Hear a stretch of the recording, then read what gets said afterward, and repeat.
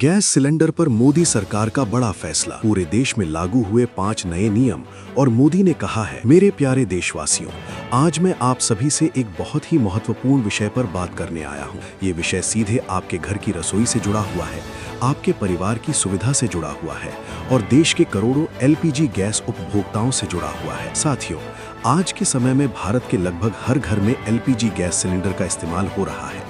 चाहे गांव हो या शहर, गरीब परिवार हो या मध्यम वर्गीय परिवार, गैस सिलेंडर आज हर रसोई की जरूरत बन चुका है। लेकिन पिछले कुछ समय से देश के अलग अलग राज्यों से ऐसी खबरें सामने आ रही थीं कि कई जगहों पर गैस सिलेंडर की डिलीवरी में गड़बड़ी हो रही है।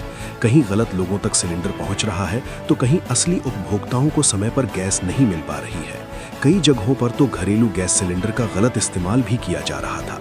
इन्हीं समस्याओं को देखते हुए भारत सरकार ने गैस वितरण प्रणाली को और ज्यादा पारदर्शी, सुरक्षित और व्यवस्थित बनाने के लिए कुछ नए नियम लागू करने का निर्णय लिया है। मेरे प्यारे देशवासियों, अगर आपके घर में भी एलपीजी गैस सिलेंडर का इस्तेमाल होता है तो इन नए नियमों के बारे में जानना आपके लिए बेहद जरूरी है, क्योंकि अगर इन नियमों का पालन नहीं किया गया तो आने वाले समय में गैस सिलेंडर लेने में आपको परेशानी का सामना करना पड़ सकता है। इसलिए आज मैं आप सभी को गैस सिलेंडर से जुड़े 5 महत्वपूर्ण नियमों के बारे में विस्तार से बताने वाला हूं। साथियों, सबसे पहला और सबसे महत्वपूर्ण नियम है केवाईसी यानी पहचान सत्यापन का नियम।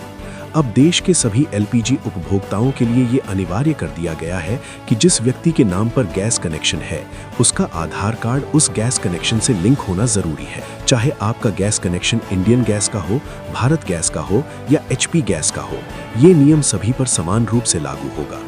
आज आधार कार्ड देश की सबसे महत्वपूर्ण पहचान बन चुका है। सरकार का उद्देश्य ये सुनिश्चित करना है कि गैस सिलेंडर केवल उसी व्यक्ति तक पहुंचे जिसके नाम पर वास्तविक कनेक्शन है। इसलिए अगर आपने अभी तक अपने गैस कनेक्शन की केवाईसी पूरी नहीं कराई है तो जितनी जल्दी हो सके अपनी नज़दीकी गैस एजेंसी में जाकर ये प्रक्रिया पूरी कर लें। जब आप केवाईसी कराने जाएंगे तो वहां आपका आधार कार्ड और आपके मोबाइल नंबर का सत्यापन किया जाएगा। आपके मोबाइल नंबर पर एक ओटीपी आएगा और उसी ओटीपी के जरिए आपके आधार कार्ड को गैस कनेक्शन से लिंक किया जाएगा। साथियों, अब मैं दूसरे महत्वपूर्ण नियम की बात करता हूँ। ये नियम गैस सिलेंडर की डिलीवरी से जुड़ा हुआ है। अब देश के कई हिस्सों में ओटीपी आधारित डिलीवरी सिस्टम लागू किया जा चुका है और धीरे धीरे इसे पूरे देश में लागू किया जा रहा है। इसका मतलब ये है कि जब आप गैस सिलेंडर बुक करेंगे और जब सिलेंडर डिलीवरी के लिए आपके घर भेजा जाएगा, उसी समय आपके रजिस्टर्ड मोबाइल नंबर पर एक ओटीपी भेजा जाएगा। जब डिलीवरी बॉय आपके घर सिलेंडर लेकर आएगा तब आपको वो ओटीपी उसे बताना होगा। लेकिन मेरे देशवासियों, यहाँ एक बात का विशेष ध्यान रखना जरूरी है। जब तक सिलेंडर आपके घर तक नहीं पहुँच जाता तब तक किसी को भी ओटीपी नहीं बताना है, क्योंकि अगर आपने पहले ही ओटीपी बता दिया तो सिस्टम में डिलीवरी पूरी मान ली जाएगी और बाद में आपको समस्या हो सकती है। अब मैं तीसरे महत्वपूर्ण नियम के बारे में बताता हूँ। ये नियम गैस सिलेंडर की बुकिंग अवधि से जुड़ा हुआ है। पहले कई जगहों पर लोग कभी भी अगला सिलेंडर बुक कर लेते थे, लेकिन अब व्यवस्था को संतुलित बनाए रखने के लिए ये तय किया गया है कि एक सिलेंडर बुक करने के बाद अगला सिलेंडर बुक करने के लिए कम से कम 25 दिन का अंतर होना जरूरी है। इसका मतलब ये है कि अब आपको गैस का उपयोग थोड़ा सोच समझकर करना होगा। सरकार का उद्देश्य ये है कि देश के सभी उपभोक्ताओं को बराबर और समय पर गैस उपलब्ध हो सके। अगर आप समय पर बुकिंग नहीं करेंगे और आखिरी समय तक इंतजार करेंगे तो कभी कभी डिलीवरी में देरी भी हो सकती है। इसलिए मेरी आप सभी से अपील है कि जैसे ही 25 दिन पूरे हो तुरंत अगला सिलेंडर बुक कर दें। साथियों, अब बात करते हैं चौथे नियम की, जो गैस सब्सिडी से जुड़ा हुआ है।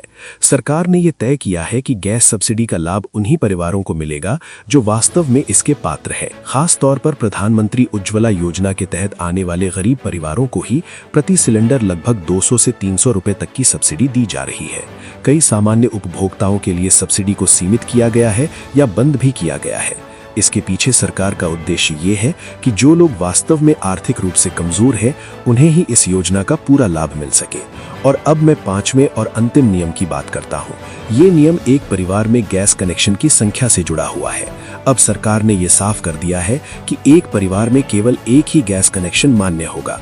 पहले कई मामलों में देखा गया कि पति और पत्नी दोनों के नाम पर अलग अलग गैस कनेक्शन ले लिए जाते थे, लेकिन अब आधार सत्यापन के माध्यम से अगर ये पाया जाता है कि दोनों कनेक्शन एक ही परिवार से जुड़े हुए हैं तो उनमें से एक कनेक्शन रद्द किया जा सकता है। मेरे प्यारे देशवासियों, इन सभी नियमों का उद्देश्य केवल एक ही है कि गैस वितरण प्रणाली को पारदर्शी बनाया जाए, गलत इस्तेमाल को रोका जाए और हर वास्तविक उपभोक्ता तक गैस सिलेंडर समय पर पहुंच सके।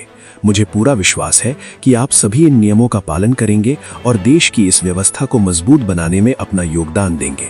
अगर ये जानकारी आपको उपयोगी लगी हो तो इसे अपने दोस्तों, रिश्तेदारों और पड़ोसियों के साथ जरूर साझा करें ताकि हर गैस उपभोक्ता तक ये जरूरी जानकारी पहुंच सके। बहुत बहुत धन्यवाद। भारत माता की जय। वंदे मातरम।